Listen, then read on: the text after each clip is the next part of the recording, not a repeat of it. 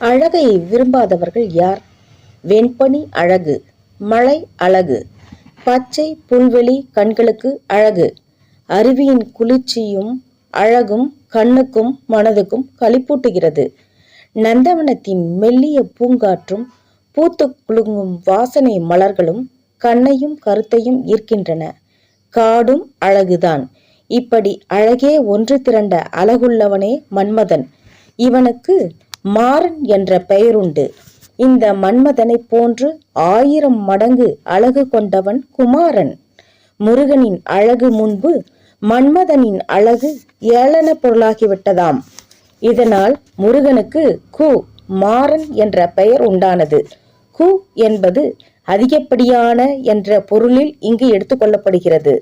மாறன் அதாவது மன்மதன் கருமை நிறம் கொண்டவன். அதனால் மன்மதனை கருவேல் என்பர். குமாரன் முருகன் சிவந்த நிறமுடையவன் என்பதால் செவ்வேல் என்பர். 1000 கோடி மன்மதனின் அழகெல்லாம் ஒன்று சேர்ந்தது போல முருகன் திகழ்வதை கந்த புராணம் கூறுகிறது.